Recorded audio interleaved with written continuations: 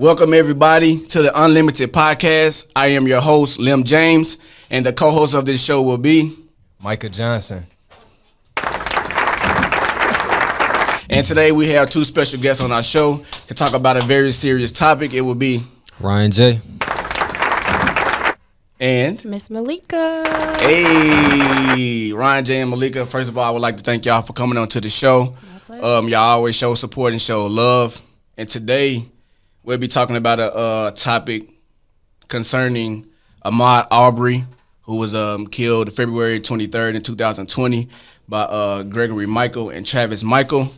And it's just a topic that we all need to discuss, amongst the community, as well as bringing awareness to it to put the information out so that everybody can still know what's going on and to see what we can do as a collective unit, as a community to come together and try to prevent these things from happening on a daily basis. Because right now it's perpetual. Right now, like it's just not an isolated incident. Right. It's been happening, stemming from the Trayvon Martin, even before Absolutely. That. But it was publicized with the Trayvon Martin and now this, and then we got the Sean Reed case as well.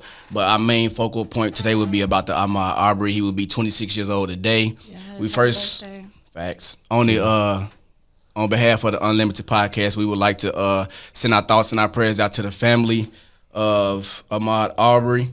So we want to give a shout out to them and let them know that our prayers are with them as well. And we just want to dive into it because I really just want to understand everybody's perspective on what they feel.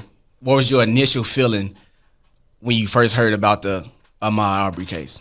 Before we go into that, I want to also throw in Jashawn Hodge. May 5th was killed down in Central Florida. So let's not forget about him. What's his name? Jashawn Hodge. All right. Was killed here in Central Florida by the police. He was seen flagging down a car to get help for a 9-year-old stab victim, and when the police got there, they shot and killed him. Wow. And so let's not, we know when it rains, it pours, and they come in waves. And so let's put that name out there as well, because that's new news. Yeah, absolutely. That's a fact. Thanks. As you can see, it's many black lives is being lost, like on a daily basis. That's not even justified. So we're here to try to bring awareness to that for sure. So I'm gonna ask you first, Ryan, like, what was your initial feeling, like when you first heard about the case, and then when you seen the actual visual? Man, to be honest, at this point, I'm very desensitized because I see it so much, and it's sad to say that I've gotten to this point because it happened so much. From I think my first clear remembrance of it was Trayvon Martin. That's when I was really messed up because that's in my backyard. Like, he's from where I'm from. Right. So just all the episodes that has happened over the years, I'm desensitized, and I was upset, but I'm just not as upset as when it happened to Trayvon Martin and so forth, because I see it so much. My feelings are still hurt about it, but I just, at this point, I'm more so just want to come up with a solution as opposed to keep getting upset about it. Right. Because I can only get upset so much about the same thing over and over. Correct. What about you, Michael? What do you feel about it? Man, I'm angry every time. I mean, I work in diversity and inclusion at a university, and so I think it's my job to not get desensitized. I know how easy what university it is. You at? Southern Methodist University. I think it is easy to get desensitized. And one of my things that I try not to do is watch the videos, but this video came up in a group me, and I could just, the rage that I had, I'm glad that we were, not working in the office right now, because I don't think I could have, been around people that didn't look like me for a little bit, because of just, this isn't what we've seen in the past with, police officers unjustly killing. This is a vigilante justice. This is posse. This is modern day lynching that is going on. It's ridiculous, right? Like, the fact that you feel like you have enough power when you have no power to, be the judge, the jury, and the executioner of a person who is just trying to live their daily life. Just think about it. Right. We are in a pandemic. All the gyms are closed. Malls are closed. Clubs, bars. And all you can do is run. All you can do is step outside for some fresh air. Yeah, your best highlight of the day is to go to the grocery store, right? And so for him to not be able to go for a normal jog in an unnormal time of our history, and meet his demise, to me, was just ridiculous. Right. Definitely. It was definitely disheartening. What was your feeling about it, Malika? I think the biggest part for me was the fact that they said they were trying to make a citizen's arrest. And it was just like, that's what we have police for. So for you to see a black man running in a neighborhood that you felt was the suspect or whatever, it was just like, why couldn't you have called the police and say, I see him running here? Why did you take matters into your own hands? So that part really upset me. And just the fact that they're regular people and people make excuses for the things and decisions that they're making. I've seen stuff on Facebook where people are just trying to make different types of reasons as to why it made sense. And it's crazy that people find ways to make it make sense. Exactly. And that bothers me, that they really trying to make something that don't make sense. Like, there's nowhere to go with that. Yeah, had the video not come out, there's no telling where this would have went. Exactly. Because they 10 weeks late? Yeah, on exactly. Making an arrest on yesterday? I just found out about, a couple weeks ago. 74 days. 74 days. They hadn't made an arrest. And they probably only made an arrest because the footage is out to the public. And we was outraged. People are calling for it. That's the only way. That's the only thing that's saving us, the videos. If it wasn't for videos, it's a loss, because social now media, it's your word is our word, and we know who word is going to win every time. And it's two people that are saying that this is what happened with this story. And possibly 3. With the record, okay. So the guy that was recording was part of the posse. Right. He was he was like the back man. Right. He was William Bryan. He was the back man. Is his name. And actually, they all have law enforcement connections in that area. Because the daddy, Gregory McMichael, was actually a former police officer. Yeah, I do. So they actually do keep that code. So now it makes more sense. Yes. Right. Yeah. The initial district attorney withdrew from pressing charges because of the connections that they had. So there's a lot of.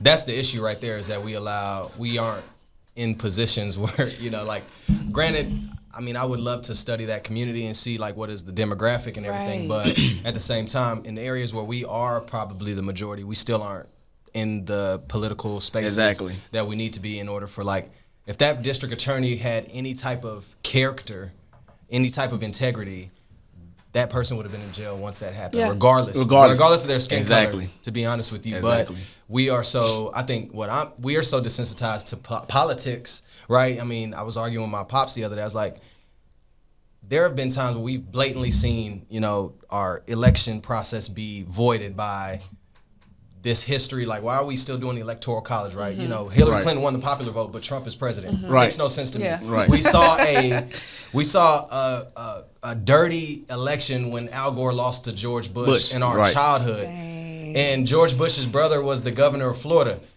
That's common sense to let you know that there's some flaw there. So for us to not believe in a election process or believe in voting is for us to not be in the positions for this stuff to not happen. 74 days later, I'd be damned. And it's only so much rioting that a person can do. There's only so much protesting a person can do.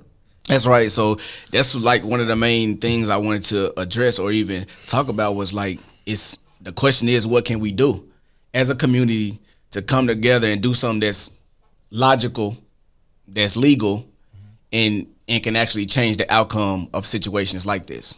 That's a good question, because we've had so many of these situations happen that we've tried so many things that I don't know. I don't know specifically what we can do besides continue to spread the information. I think that they just allow things to go on the back burner and people don't say anything about it. So the more pressure we put on them to actually take action, it will hopefully start to press somebody to do something about it. Right. Actually, me and Micah have had conversations off air before, regarding this matter. And one of the things we actually talked about that could potentially help our community and help situations like this is we have to push the ones that's in our community and the younger kids to come up and be police officers, so they're well acquainted with the community and the people in the community, so they won't be so scared or so rigorous towards them. So you want to push them up instead of, because growing up you want to be a police officer, so we you a snitch, you're an ops, you're a snitch. But we gotta we really gotta push that so things like that can stop happening, because it's hard for me to put faith in what's going on right now. And the you know what I'm justice saying? system. I think it's the system. The whole system has to be restructured. Period. The way they train police officers, they're trained to kill. They're not trained to wound. Right. So what if you have a baton, you have a taser, multiple things. You have so many things that you can use besides shooting somebody. Pepper spray. And you have so many things that they train you. For one, they train you to kill, and two, I don't think they train them the right way to have patience Right. They don't train them the right way to have patience. They don't train them to have like a mental test to talk to somebody, because a lot of these people are bullies and they're in a position of power, Bro. and they're abusing their powers because they Said bullies. it, bro. Yeah. So it's so much that from the people you hire to how you train somebody to having a disconnect to having somebody work a community that they've never been a part of, where they don't understand a certain group of people. It's just so much disconnect. And if you have somebody, like if you're from here, why not police your community? Because I know Miss So-and-so. I know how to handle Miss So-and-so. I know how to handle their child because they're a little bit different. Right. So you have that relationship and they have that trust in you. That's what we bridge the gap with the community and the police officer. But to be honest, I don't think they care to fix that, because the people who it doesn't affect, it doesn't matter to them. Right. So that's what we got to do. Like, we got to be able to get in from the root and like infiltrate and work on it from the inside out in order for it to come back full circle, for it to be a benefit to our community and to the world. Yeah, shout out to Lee Mayer, Esquire. He's the lawyer that's been really working tirelessly. Yeah, I think that's the biggest thing, right? Like, we have to continue to educate ourselves, get in positions of power. I think police are one thing, but lawyers and politicians at the local level are a whole nother ball game. More than likely, these white men that are taking these police positions are either former military or they were lame as hell when they was in high school. Right. They got bullied, or they want some type of power. They're power hungry. Right. And so we have to know that. And the only way we can, like, police the police is get in positions that are above the police, right? Like the police chiefs and the other aspects of the judicial system. And so I think it's a chess game. Also, I think about the game Risk in, growing up childhood. Like, it's all about taking over countries, right? And the more people you have, the more times you roll the dice. If you have more people, that's the way that you win. You take over. And so we have to, like, push our homies, right? Like in the hoods or in our neighborhoods where we like usually down in the nerds or down in the ones that are really hungry for education or hungry to grow. Yeah. Like, we should be challenging them, right? I think for me, I have 2 degrees, but there are still people that don't have any degrees that I still go to for education, to for guidance, that give me different perspectives. And so I think we just need to continue to do that. The thing about police, it's different for me in this situation because these were not police. These were regular citizens. Yeah. And so I think we need to continue to put that on the top of the agenda, that these are regular citizens. So you mean to tell me I'm in here in Dallas, I live in Highland Park. And they talking about a citizen's arrest. When the last time you seen a successful citizen's arrest? Because back when Trayvon Martin, when Zimmerman tried to do a citizen's arrest, that didn't go well. But when he got off, I was hurt. I was hurt too. What was you gonna say? We're right on track. I'm just saying that we need to understand that this is like citizens, right? The whole police thing is a whole nother. Yeah. It's another, like, this is citizens. You mean to tell me I can't jog in my neighborhood right now? Or I can't jog in the neighborhood surrounding where I live? That's crazy. In which they try to say that it was burglary going on in the neighborhood prior, but I heard that it wasn't even no burglaries reported weeks before that. Weeks or months before the last one reported was January. I read up in the on the Google. But how many times, like, in movies, they got Netflix, they got all the social medias, right? How many times have the black person that's been in the movie not been the right black person, or the black person in the news? They know they have access to this information just like we have it. So why isn't these white men, why isn't their thought process like, maybe this isn't him? Because we've seen stories where people have been wrongfully accused. Yeah. Just that simple thought process. They don't think. People don't think. That's the aspect of ignorance for me. When you do things you're not thinking, you do ignorant things. And so I think we need to think in our community, but white people need to challenge their own white counterparts. We shouldn't be having to educate them. We shouldn't be having to teach them how to critically think about a process through what they're about to do, right? Mm-hmm. And there's that was straight up setup. You have a guy in a truck video recording. You have a shotgun and a handgun. One guy gets out the car. That's crazy. I'm from Arkansas and we used to hunt like that. Yeah, that's you know what I'm saying? That's hunting down somebody. Yeah. Man, even if you watch animals, that's how they hunt. They push you one way and set you up and box you in. That's how animals hunt. Yeah. So I think even too with that is they don't care because it doesn't affect them. Like, they don't have that issue. So it's just like the same thing. I know I'm getting a little off track, but it's just the same thing with the corona happening in China. We didn't really care until it start hitting us. And when it start hitting us, we start taking it serious. And we could have prevented it before, but we can't, or made it better. We can't be like that with everything. We have to care as much as everyone else about everyone else's issue, because even though you may not think everything is so connected with us, it still affects us. Even if you don't see it, it still affects us somehow. That's real, brother. That is real. So I mean, how do you view yourself African American in the society, and how do you feel the society views us? To be honest, they don't give a fuck about us. Like, it's no way that you can show me. That's fair. In no way that something is set up for me unless I take of my own ownership, which I'm responsible for myself. But there's nowhere where you can say statistically I can make it based on the system from the jump. No way. It's no way. Like from the neighborhoods you grew up in, from absentee parents to the statistics of getting shot, just walking, like it's there's no way. The jail, it's no way. Portrayal. It's no way. Like it's a setup. So I feel like genuinely they don't give a fuck about us. If you go to other countries, they value us way more than my own home. You know what I'm saying? True. So that's a little bit more. It's only a little bit. Yeah. More. But I feel like for me, it gives us a sense of like, if you don't know your worth, you're gonna feel like shit. Because if everyone treats you like shit, you're gonna believe you shit. So it took me a long time to realize like we're very powerful and we're treated like that because they are fearful of our power.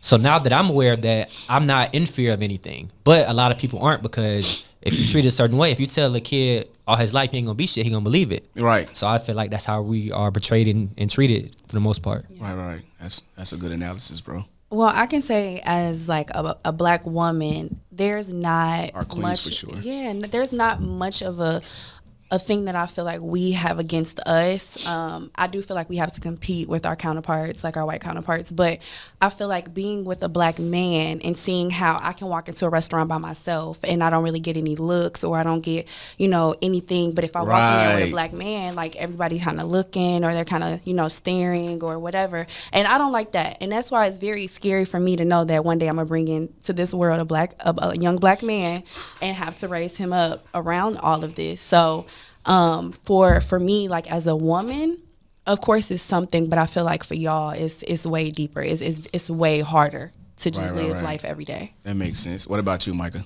I mean, I toil with that question a lot. I mean, for me, I don't really care. I'm at the point now where I don't care. Like, I was in a message the other day with my white colleagues, and me and one of my fraternity brother and colleague, we went for a run at lunch yesterday, and he comes in and chats. He's like, just to let y'all know, me and Micah went for a run, and we made it back home safely. And sad that we have to. And that's real talk. It's sad that has to be our Facebook status, right? But I was like, also, he was like, I'm not sure if this is a student affairs or a work conversation. I said, honestly, bruh, and I put in the chat, I said, if this ain't a conversation that we can have right here, then I'm in the wrong place. What are we doing? And I mean, I'm talking my VP of my VP, my vice president, everybody's in that chat. And I don't care anymore to where, like, I'm willing to go toe-to-toe with anybody when it comes to my respect and the respect of the people that I care about. You got to stand up for where something. I'm at. For sure. And so that took a while. Shout out to Houston-Tillotson University, my alma mater, where I went to undergrad. I was hungry for the black experience because I grew up around, in the suburb area,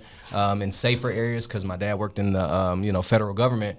And so being able to be proud to be black, and although all this stuff is going on, understanding like, I got something that they want, right? I got the key that they yearn for. And I think I use that every day to kind of walk with my head held high, because they put these videos out to damage our mentality, to stop our progress. And so I have to understand that it's a chess game. It's a chess game where they're trying to get the guys that are confident to kind of be fold. Yeah, to fold, and then the ones that are already they are not emotionally intelligent to do some stupid stuff.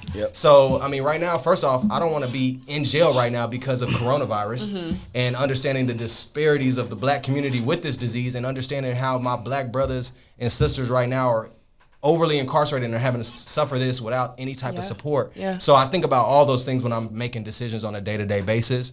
And one thing I'm not going to be worried about is how a white person thinks about how I navigate. It's been hard to do because I was raised by a dad who's all about kind of reserving self so that you can be safe, or you don't want to put that on social media because you don't want to risk jobs. I'm like, look here, bro. I don't care about that no more, because I bet you if I get fired for this and I put that on my social media, I'll have a job next week working for some social justice organization or whatever. Yeah. So I think it's a complex answer. It's a complex question. I dropped my phone. Sorry about that. You good, bro? It's a complex. It's a complex question, bro. But that's the things that I navigate. I can't give you one sentence for that. Yeah. Right, and that's cool. I wanted you to elaborate on it anyway, but it's just sad that we gotta. Can you imagine somebody's parents? What can they tell their child going forth after seeing something like that? What can they tell their child, their black son or their black daughter? What you gonna tell them, that you can't run, you can't go outside, right? You can't be free, you can't be relaxed in a community that you live in. Mm-hmm. Lim, I want to highlight something Ryan said when he was talking about the idea of that, like, we have to be conscious of others' issues, right? And it's like, what other community is being taught that? Like, to think about others' issues as well, because I feel like the black community is the only community that has to think about our issues and everybody else's issues, because of, if we not, then we, Black Lives Matter just means we care about blacks, but we all know what Black Lives Matter means. We all know what things that we put out, and we were raised primarily to care about everybody else anyway, first, and then ourselves. And so, like, when we see that everybody else is worried about themselves, but we still are consciously, like, having everybody else on our mind. What do y'all think about that? Yeah, I mean, we're taught to live in their world. We're taught to conform to how they live. I know when I was younger, my dad used to say, you can't talk like that. You have to talk proper. You need to learn how to switch it on and switch it off. You can't, wear certain things. And it was just hard, because especially going from Chicago to Indiana, that was culture shock for me, because I was around people that looked like me, acted like me. And then when I moved away, I went to a suburb, and then I'm like, oh my God, I have to learn how to live the way everybody else lives. Like, I just felt like the things that I did in the Chicago public school, we had multiple days where it was like African Day, or we talked about many different things, but once I moved away, that was gone. So now I was forced to learn how to live my life around other people and not necessarily for my culture. Right. Yeah, I think from a child, you slowly brainwash into this is their world. And I noticed when I was probably teenager that maybe a little bit older, that when I was around white people, I noticed I would start talking different. But it was like that. Like, I didn't even notice. Like, instantly. I start holding doors, being extra nice, like changing up who I'm on the phone, who I'm talking to. And one day I woke up, I'm like, I'm not fucking doing this. Like, fuck that. Like, I'm gonna, this ain't me. This ain't like, what I do. And what it does is it strips us of who we are and my originality of who I am. Right. Because now I'm being something I'm not to please y'all and to make y'all comfortable. Fuck that. If I raise my voice, then if you can't handle it, that's on you. You know what I'm saying? Right. I got tired of being in a submissive environment to always, I had to be concerned with how you feel because you can't handle my voice or my presence. No, fuck that. If you can't handle me, then that's your issue. And working in corporate America, that's my biggest challenge. Yeah, like, that's my biggest, because if I speak up, it almost looks like I'm just, you're aggressive. The angry black woman. Yeah, like, I'm aggressive. But if somebody else speaks up, it's okay. We can listen. We're gonna take that. We're gonna side note that. We're gonna talk about that. But then I get an IM like, hey, like, do you think you could have worded that a little differently or said that a little different? And it's like, why do I have to shut myself up? Right. Like, no, could you interpret it a little different? You know what I'm saying? Like, I thought I did all right. Yeah, I remember I was at work, like, probably my first year at SMU, which was like October, 2016, 2017 school year. And we were in training, and, like, white people, they get they get on their little, like, rant about movies that they all have in common. So they were talking about this movie called Princess Bride. Oh, right? So, I'm over here like, what the heck are they talking about? Like 3, 4, 5 minutes of 15 white women talking about this, and I'm like, I've never seen that movie. They're like, oh my God, you've never seen Princess Bride, blah, blah, blah, blah, blah. And I was like, have y'all ever seen Boys in the Hood? Right, thank you. Well, let me give you one. Hey, classroom was quiet, right? So, like, couple months later, we do, like, recognition for each colleague or whatever. And so, like, they give you, like, this big sticky note, and then everybody writes a little sticky note. And one of my black colleagues, she was a female, she wrote on there, she was like, I'll never forget the day where you made that room go silent when you challenged what they're used to. Yeah. And I was like, I never thought of it like that. I was just like, this is what I do. This is like, you're not finna have me boxing the corner off your culture and you not engaging in my culture. That's where the disconnect is. That they didn't understand what the movie. Yeah. It's funny that all of them didn't understand, but one person didn't understand. You know what I'm saying? Like that disconnect of not understanding. Because we're raised to watch diverse things. Yeah. We're raised to learn new things. They're not raised to watch what we watch. Yeah. They're not even supposed to live how we live. So You know what I mean? our culture to them, they love our culture. We're cultured. They love it. Yeah, Love it. Like, Well, I mean, this is funny. So We you're add from the flavor to Midwest, everything. right? Yeah. And so WGN, Yeah, we yeah. had all the black shows, Static Chicago, Shock, yeah. Gosh. I mean, Static Shock, Family Matters, all these Exactly. shows, right? Yep. What You has can. happened from then till now? We don't What have kind of that. black shows do we have now? None. reality TV. We That's have it. reality TV. I swear to God, I my don't watch no love, gosh. none of that love, hip hop, all that marriage, all that. Yeah. I don't watch it. I just Micah watched Johnson about does not 9. watch it. I still go to Hulu now. I watched like 6 episodes of Family Matters last night, and I realized why our generation kind of has some kind of backbone. This next generation Yeah. doesn't really have that, and we have to like kind of. You mean the generation Push it. after us? Yeah, like the generation Yeah. after us, Now. they don't like the ones now. What they're looking up They're to love and hip hop. They think that's like Oh, gold. okay, okay, Having okay. bad Yeah, bodies, yeah, that's yeah. gold. Like Like, they had like we had Uncle Phil, yeah. Carl Winslow, Yeah. you know, things like Father Living figures. single, and Yeah, I had father- living single because Right. I've seen a bunch of Facts. black women who Father were figures, on their yeah. stuff. Like Black women that was- yeah. yeah. And Queen Latifah stayed wearing Yes. something that was representing like The culture, HBCUs for and sure. stuff like Yeah. that. So yeah, for sure. Right. So I think that's at the root of what we came here to talk about, right? Like, you know, we need to continue to stay empowered. The only reason why we were able to make this happen 74 days later is because we did not get tired. Right. We did not allow one little like, yeah, this is self-defense to like allow us to No, we sir. kept pushing. No, sir. And so we have to push each other. And like you said earlier, like just because this didn't happen in Texas this time does not mean that we just like, damn, that's a damn Right. RIP Aubrey. No, we made sure because I told some of my colleagues the other day, I said, look here, I'm glad I don't have to drive to Georgia.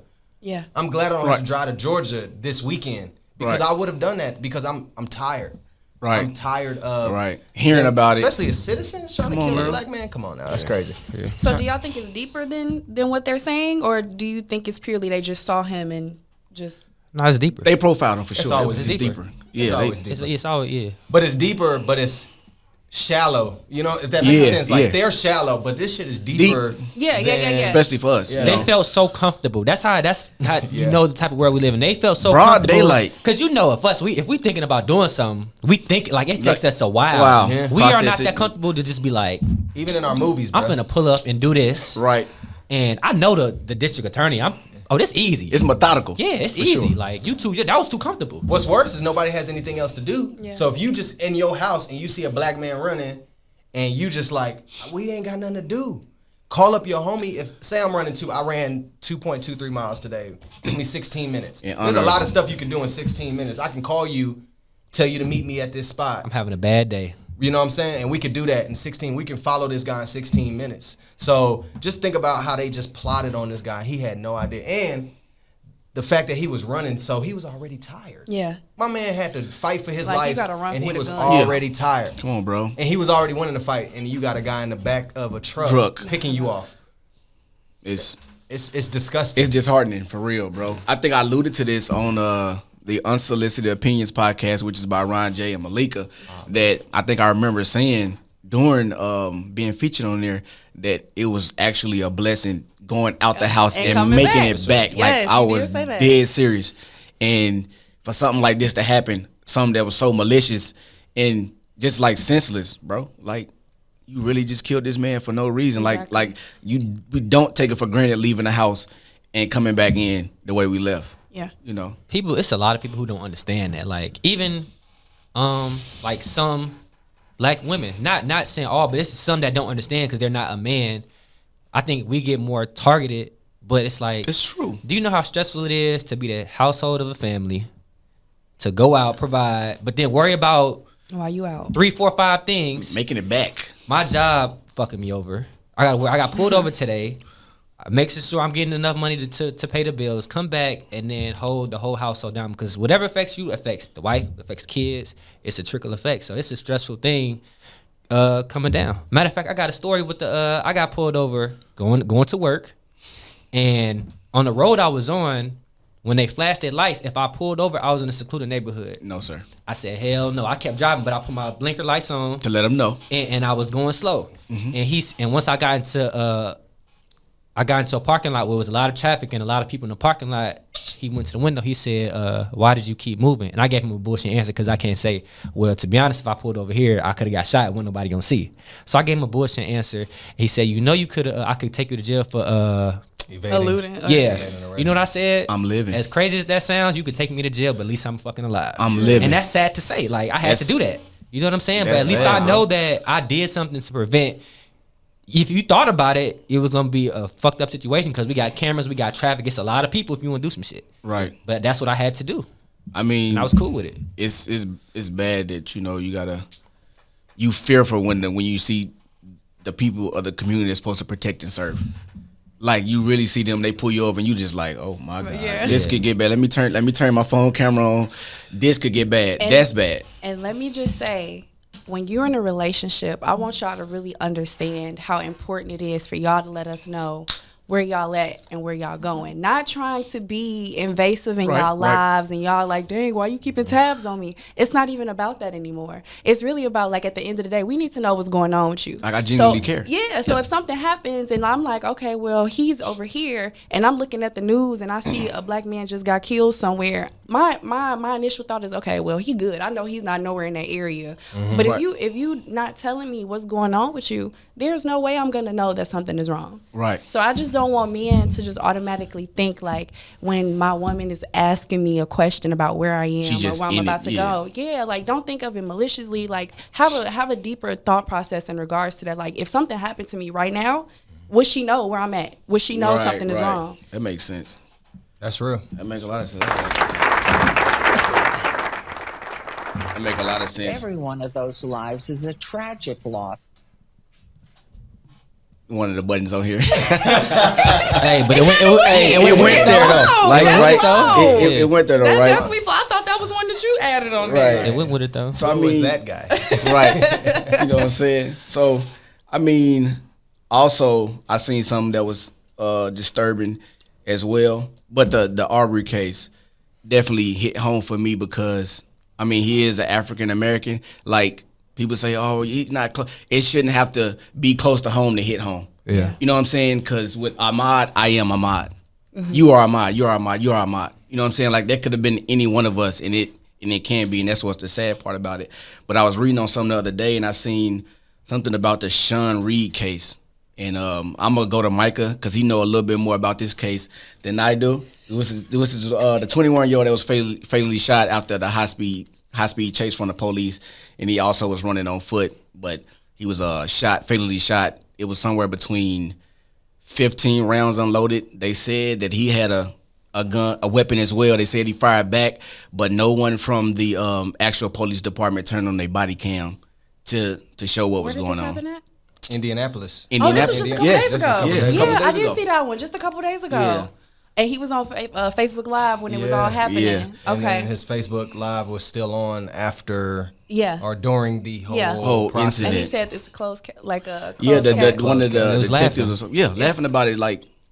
So I ain't gonna lie, bro. I think you just pretty much gave the synopsis that I was gonna share. Because honestly, I'm still like, that situation to me is a little different. It has its own lane. For sure. Right? Which is what I talk about. Anything which is still holistically injustice for blacks. So I don't know yet. I'm not sure yet, like, did Sean Reed have weapons or what that situation? Because I know that he was speeding. Yeah. Like, he was speeding and trying to get away from the police, and he was on Facebook Live. Right. So I don't want to, like, put that in the same lane as Ahmaud Arbery because I'm not sure. A lot of stuff hasn't been released. Right. However, I'm curious about, is this another unarmed situation? Like, could have been prevented. Could have been. I think it could have been prevented. I don't know. Just like Ryan said. Sean's story is interesting. Yeah, just like Ryan said, why can't you shoot him in the leg? Why can't you shoot him? Like, why can't you do it to just stop him instead of killing him? I think they tased They him. tasered him and then shot him. They tasered him first and shot him and killed him. What they were saying, they saying that after they tasered him, He went to reach. right? They saying they found a loaded weapon by him, But once my man's is former military though. You know what I'm saying? Like, what military person y'all know? But what does have right? But what are they training? What are they training the officers? If you see a gun, This is all after the fact. You didn't know all of this until after the fact. Exactly. You just wanted to. You know what I'm saying? The police officer was black. Yeah, I know. That's what And everybody keeps saying. He's on administrative leave right now. That don't let him off the hook. No. I'm not saying that for that fact. I'm just saying that's interesting. Right. It's muddy. It's muddy. Right. It always is muddy, right? Right. Like, That's just as bad. I don't. That's just as worse. I think Might it's be still worse. the fact that he's a police officer. You know, Yeah. at the end of the day, it doesn't really matter that he is black. It's the fact that you are a police officer. You went to train for this. Like, there was nothing else that you could do. Right, but through all the training y'all got, what don't they train you to turn on your body cam like soon as you know what I'm saying? Some start, don't you supposed to turn on your body like that? That'd be fishy for me. The issue I have is that everything is always try to be justified. Like when I read some of the Facebook posts, I don't never respond, but I be reading. Yeah. And somebody say, well, he shouldn't have ran. Maybe he shouldn't have ran, but does that justify him dying? No. Maybe he shouldn't have ran. So what? He shouldn't have ran. But that is never justify you killing someone, taking someone's life because they made a poor decision that didn't put you in harm's way. That didn't affect you with killing you. You know what I'm saying? Yeah. Or somebody resisted arrest. Well, he shouldn't have resisted arrest. How does that make? Like, bro, how does that justify a murder? Y'all have 5 people trained. One person is trained enough. Y'all have 5 people there trained. What's the point of all this beating somebody up when they on the ground and they handcuffed and you kicking them and pepper spraying them? Y'all just abusing y'all power. That's too much. Yeah, that's other stuff that be going on. A lot of them take what they going through at home to work. Man, I don't believe in bad cops. And that's the real I don't believe thing. in bad cops. I believe in whoever's in that uniform and they take that off, that's their same person. They feel like they have an authority to do that in a position of power. I don't believe in bad police. That's who you are in a character-wise. Because anybody who has character, you cannot just gun somebody down just because you feel like it. Yeah, Nobody. That's what I'm saying. They bring a lot of what they dealing with to work. I got to navigate Sean Reed further later. I think they said, I just was reading a little article. Go ahead. His gun was shot twice. Yeah. Honestly, I'm media-wise, like, I'm not saying that justified. I'm just saying, like, I got to do a little bit more reading. Right. But two things that come to my mind is the generational gap, right? Like, as a black police officer, there was nothing you could do to have a conversation with a young black man. Like, I know that it's a situation, but is there not a way to diffuse, especially even further diffuse, because this is a young black man that you just pulled over? Is there not as much training as you have, if it's necessary, do what you got to do to get home to see your family. Right. But if you have 15 seconds, 30 seconds to be able to try and diffuse a situation and bring a young man down, like, I'm not trying to hurt. Like, I feel like that's something that you should do, especially specifically as a black man, black police officer, right? We see on, like, for example, the All American show, like, the black gang members that are, like, trying to hold the black young gang members accountable. So, like, why... there's a generational gap there. I feel like if this black police officer was able to just get out the car and just unload on a young black man. But it's, like I said, it's murky. I need to read a few articles because that's just how I am. I have to read a few articles. Right, I don't and me believe as in well. allowing one news source to give me my information. And so, Sean Reed, rest in peace, brother. I don't think you had to go out that way. Thank you for your service. Family. Thank you for your service. Because you were a military veteran. And, you know, that's pretty much what I have to say about that. Right. So, as you watch this play out, like, they got arrested yesterday, and I think it said felony murder and aggravated assault. Yeah, that could be. We might think that's a small win. I don't think we really do. We like cool that they got arrested. 74 days later, but it's still a conviction that has to be done. Yeah. And every single time it seems like when they do seem like they get a little slither of light, they drop the ball with the conviction. You know what I'm saying? So, like, what do you think should be done to these guys? And how do you feel about how they determine the conviction rate? Because if me, you, and Micah seen somebody jogging, and I was on the back of the truck and he was driving, and we hunt down our Caucasian white male and gun him down, we were arrested that night. And we were probably convicted tomorrow. Yeah, I'm just being honest. Yeah. So the thing is, like, what do you think would be a good sentencing for them or a good conviction for them?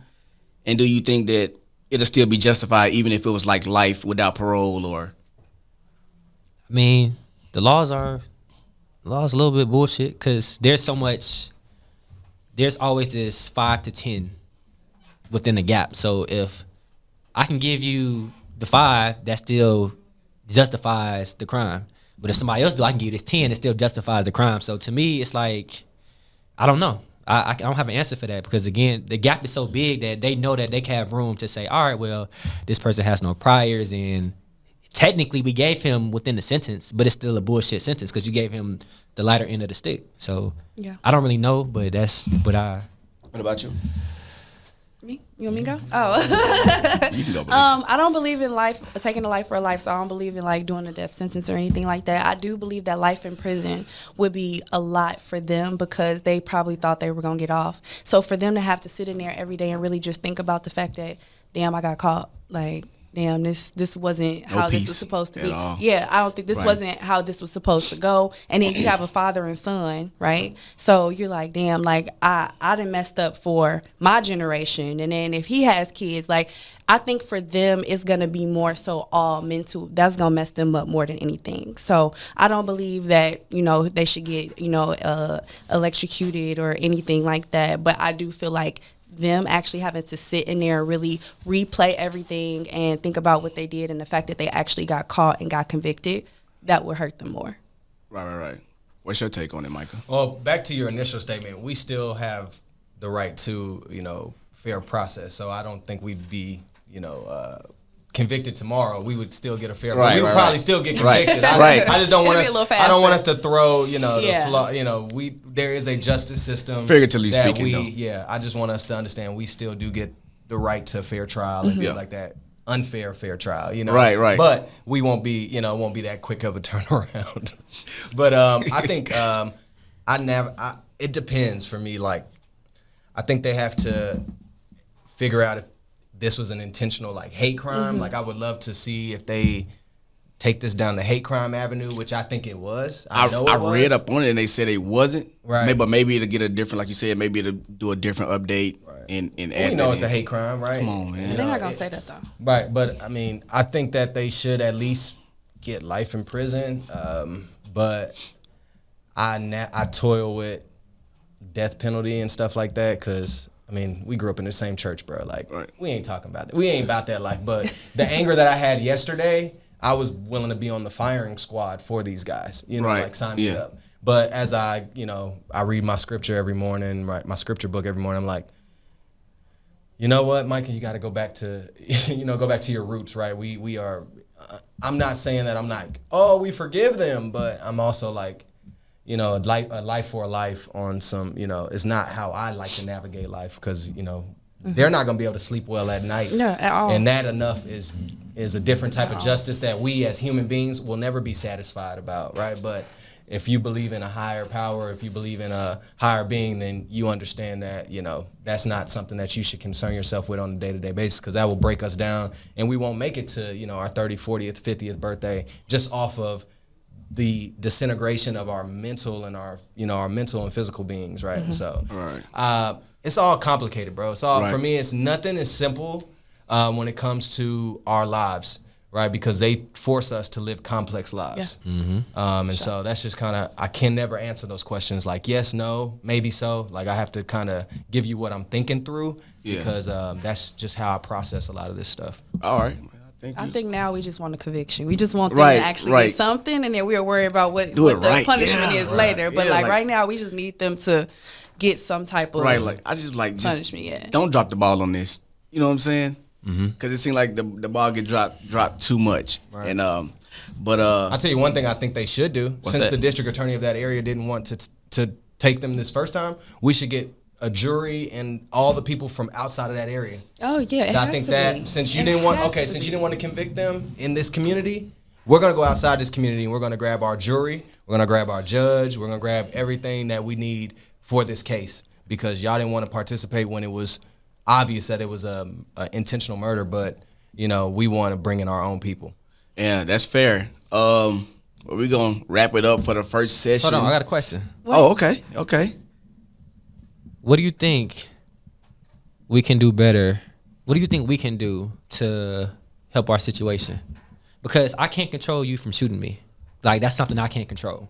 I can't control nobody pulling out a gun, and I can't control it. Like, what do you think we can do better, though? Like, what can we control? Man, Bear arms. Huh? Bear arms. You got to run with a gun. You have to. I mean, like you said, you have to bear arms. Get your license. Not saying that you just go around shooting folks and killing people, whatever. But you should definitely get your license to bear arms for sure, so you could be within the state limitations or whatever they have, the laws that they have in order for that. And like I said, man, I feel like we be well behaved, and I feel like they be wanting us to be a little bit more behaved than the norm. Yeah. Because as soon as we get out of line a little bit or just do something different, it looks to them. They get scared. It looks aggressive. It look like they're gonna attack us. So I think we should I just can't say like keep doing what we doing. Like my man was really just jogging. Like really, like push. Like I just feel like coming together better.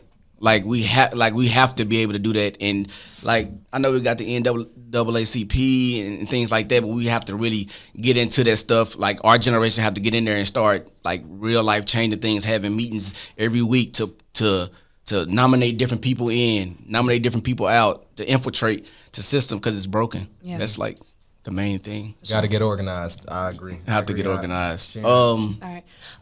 Can I I want to stay and listen to the conversation. Can I go over here off camera? Yeah. Okay. Yeah. Absolutely. But before you leave. I'll rewind. But no, so I know you have some things going on. Talk about your podcast with Ryan J. Okay, so me and Ryan have our podcast, Unsolicited Opinions. Go follow us, unsolicited_opinions20. It is good. On Instagram. We're on YouTube as well. Follow me on Instagram, Malika, MALEE_KUH. And also, hopefully, starting June 1st, I will have my own Central product store. Hold up. I'm excited about that. So yeah, it's called the Silk Box. So I'm really excited for that to roll out, and I'm so thankful for you having us here. Okay, absolutely. So thank you. I appreciate you for coming on my show. I actually got some merch, for you. This on our show. It's gonna be a Black Unlimited shirt for you, for coming on. I appreciate you coming on as well. Thank you. Malika's gonna sit in the corner and watch the conversation with Nicholas Watkins will be coming in, and we're gonna ask him a few questions before we close the show. All right, bet. Thank you. You're welcome. Nice to meet you. Me too. Oh God. Okay. I'm gonna have to bring another chair. Okay.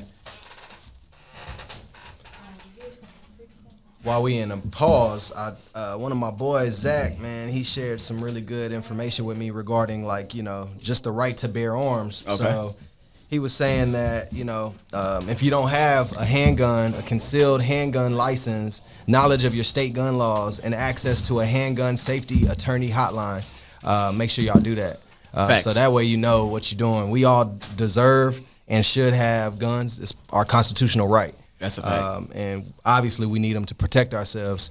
And, like my boy Roddy Rich said, I'd rather be judged by 12 than carried by 6. Right. And I believe that. Especially for something unjust. Especially for something unjust. You know what I'm saying? He might have been talking about something a little different. But hey. That applies so much to, just me wanting to get home back to my family. I got nieces and nephews and all that good stuff. Right.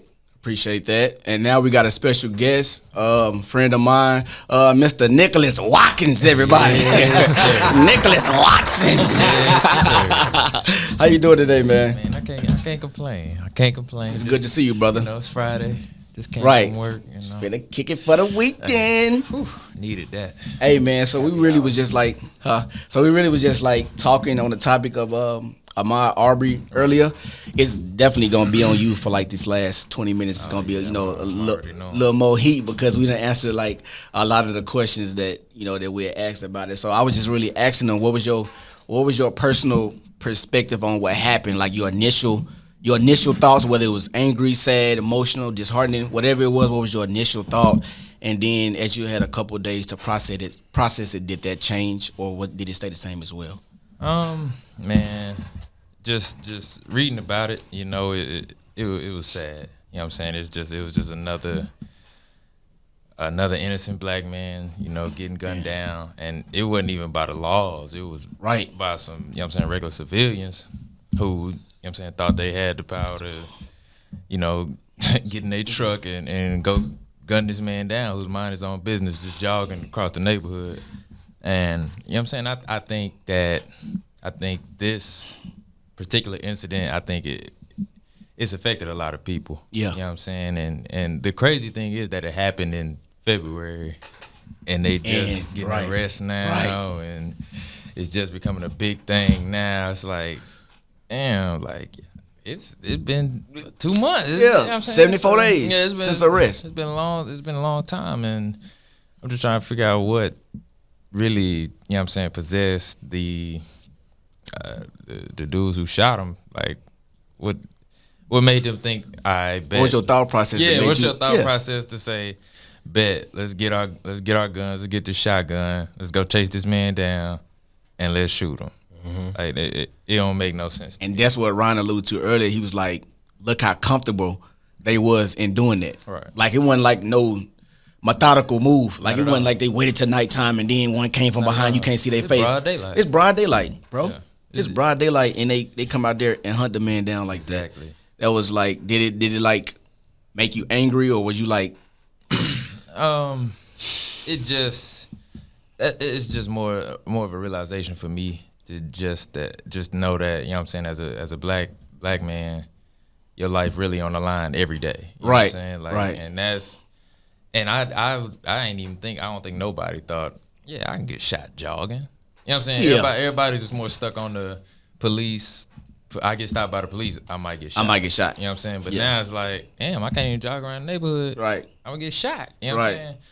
And so I think that it just put more of a realization of that, you know what I'm saying, we targets, and we just gotta, you know what I'm saying, protect ourselves at all times, and just be aware of our surroundings, and just be aware of everything, because you never know. And it also gave me just an appreciation for life. Right.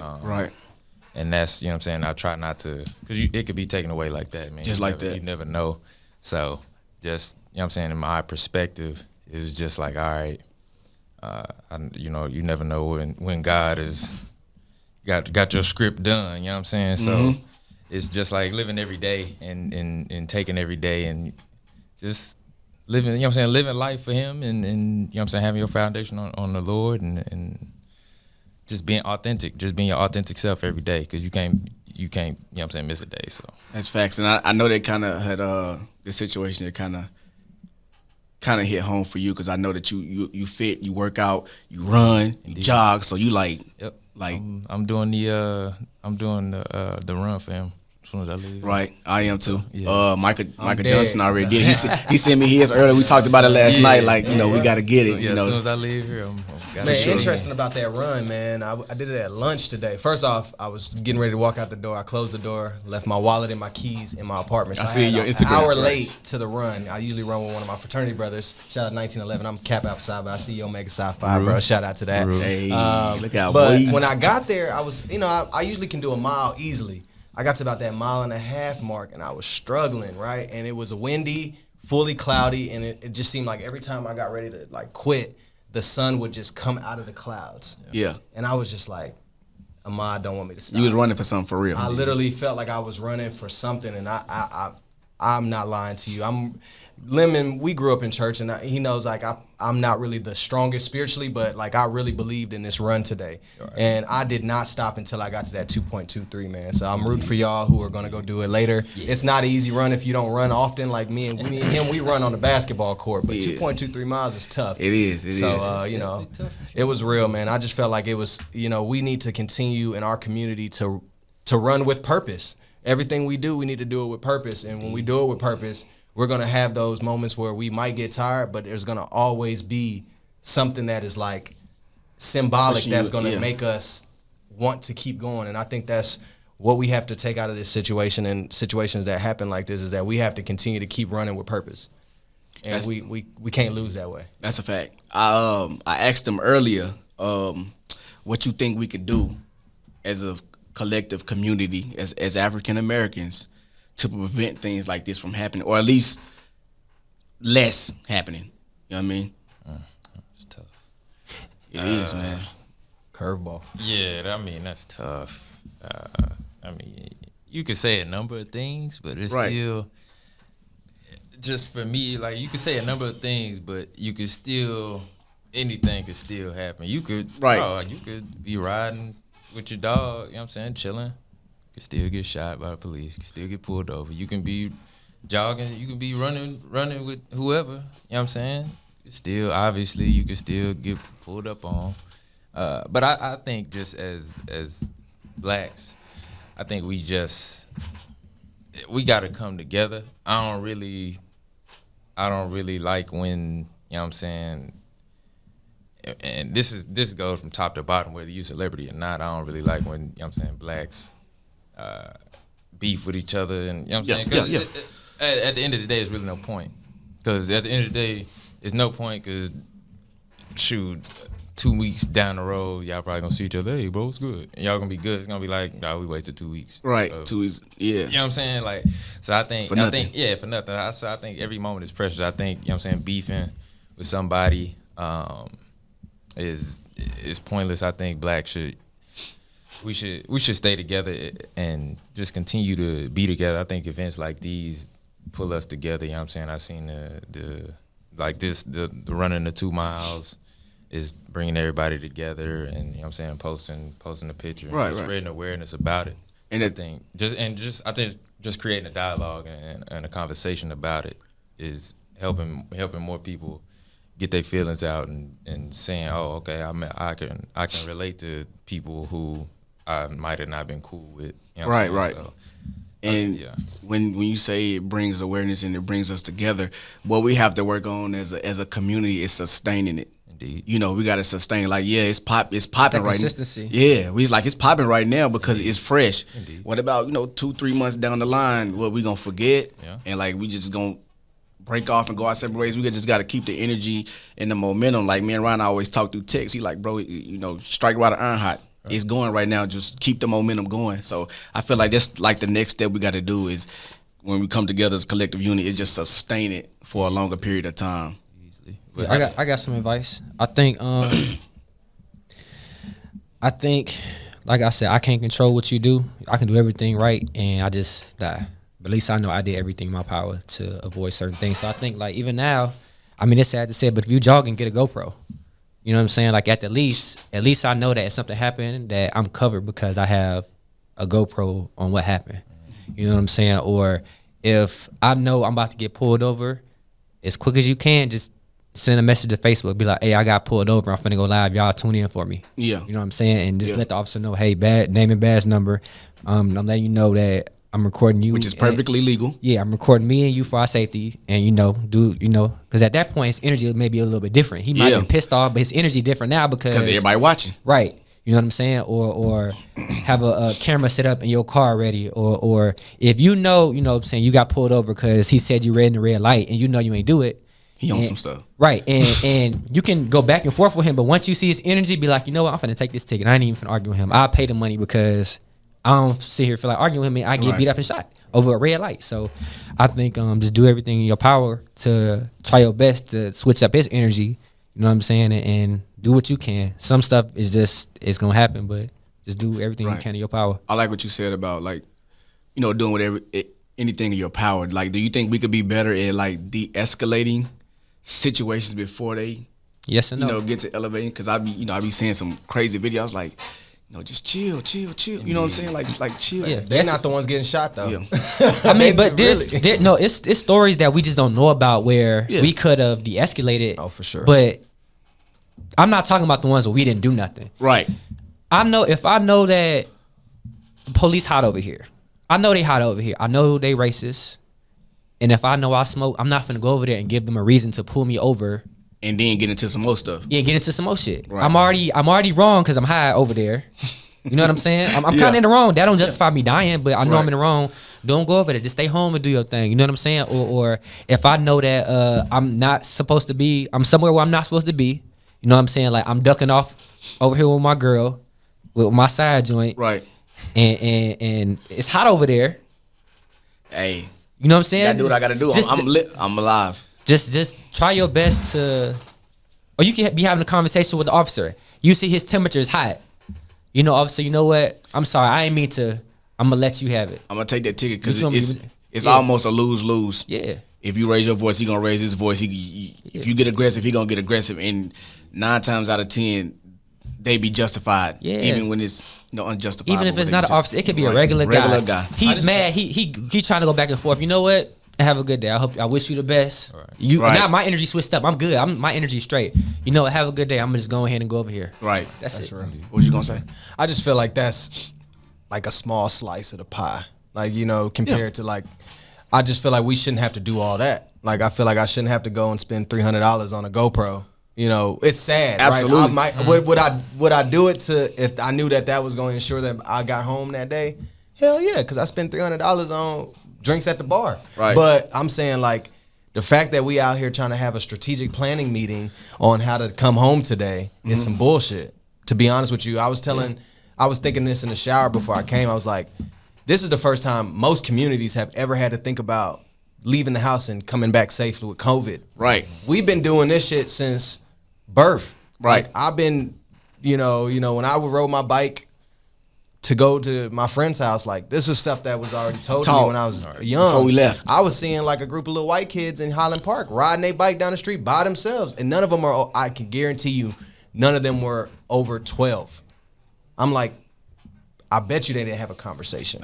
You know what I mean? Right. And so, the fact that we have to have strategic planning meetings for a strategy that still could go awry, Yes. is crazy to me, man. Daily. It's pitiful. Daily. It's like a whole set of unwritten rules Yeah. that our parents tell us about before we hit society. But necessary. Though. But So necessary. I will definitely throw that it's necessary. And so, I mean, Ryan, people, once they hear this, they need to pull their notepads out and take this advice. Because I think a lot of us, you know, in our community, in our culture, black men, we are, you know, media and the way we're raised combined is we're supposed to be tough, right? No Right. matter what is in front of us, we not swallowing our pride most of the Right. time, right? And so I think there's a lot of things that masculinity is something we have to navigate also, but so do those police officers that they have Right. to navigate masculinity too. Right. And they need to do it more so than we do initially because Absolutely. that's their job. It's Right. their job is to check all that at the door.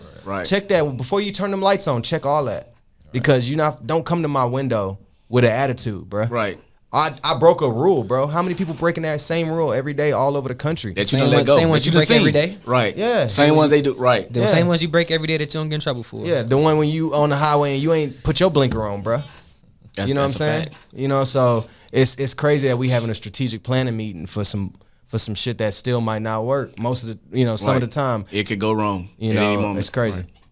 That's a fact, man. Well, we're going to kind of wrap it up. You know, appreciate you for coming through. Boy, Nicholas Watson, Micah Johnson, Ryan J. Y'all can get off y'all chest whatever y'all need to right now. If you got any shout outs, if you want to talk about something else, or if you got something that you want to plug in, your brand, your book, or anything. So whatever it is, y'all can say that right now. It don't matter. You haven't plugged your IGs in or anything? Yeah, What you y'all got? Could, You can start with follow, Nick. Y'all can follow me on the gram at Nick Olympus _. Yeah, you'll know it's me. Yeah, You know for what I'm sure, for saying? sure. But yeah, hey, y'all just be safe out there, man. Don't take life for granted, man. It could at any point, you know what I'm saying, it can be taken away from you. And you know, Jay, just live life to the fullest. And you know what I'm saying, if you got feelings or anything, you know what I'm saying, don't be afraid to tell your family members you love them. Tell other people how you feel about them. And you know what I'm saying, this thing we call life is quick. It You know what I'm is. saying? It's quick. So just live life to the fullest, and you know what I'm saying, stay prayed up and stay hydrated. That's for a real. fact. Nicholas Watkins, everybody. stay hydrated. Nicholas Watkins. All right, what about you, Micah? Yeah, follow me. I am Micah David, Micah. Also, you know, if y'all are doing some spring cleaning, I know a lot of y'all are. There's a lot of nonprofits out here that y'all can take your products. I wouldn't necessarily go to Goodwill first. I would, you know, look at the Bridge Homeless Recovery Center downtown Dallas, Texas. Absolutely. You know, there's a lot of, you know, in this time, understanding that a lot of people have been furloughed, lost jobs. Homelessness is probably going to increase, but also there's going to be a lot of people that need to be prepared for the next interview processes once a lot of these non-essential jobs and essential jobs start to hire. So if you have old, you know, professional clothes, regular activewear, shoes and things, look at the nonprofits, especially the grassroots nonprofits in Dallas, Texas. And, you know, if you're just looking to laugh, have some fun, social media, you know, follow me on IG and all that good stuff. I appreciate you, man, coming home and coming on and co-hosting the show as well, man. I appreciate it. Next, we got Ron J. Just follow the Unsolicited Opinions podcast. So me and my cousin Malika, Unsolicited_opinions20 on Instagram. Subscribe to our YouTube channel. Also, I have my book right here. Yes. Dear Self. It's a self-help book. I talk about finding your purpose. I talk about communication. I talk about insecurities as a man, releasing your emotions. Just a whole bunch of different topics that can help men, but just everybody in general. So, man, that's Dear Self. I got another one coming out. It's a beast. I read it. It's a beast. Yeah. You can get that on Amazon. Just type in Dear Self and Ryan J. Weems. And you working on the second one? Working on the second one right now. Okay. Yeah. That boy plugged in. Shout outs to my boy for coming on. Yes, sir. Appreciate you for having me on too. Oh, for sure. But for everybody that came on, well, he already got some merch from me. So I got a shirt for my boy Ryan as well. And my boy Nick as well, man. So I appreciate y'all coming on the show, holding it down. Appreciate the co-host, Micah Johnson, for coming on and holding it down, man. He gonna be an intricate part of the Unlimited podcast. Ooh, I like that word, intricate. Hey, I had to throw that. The college word. You know what I'm saying? I know that boy took my SAT I know you book, I know you college kids up in here, man. I had to pull one out the bag before we ended. But no, I appreciate everybody coming on the Unlimited podcast, man. And we will be back and we'll be wrapping it up.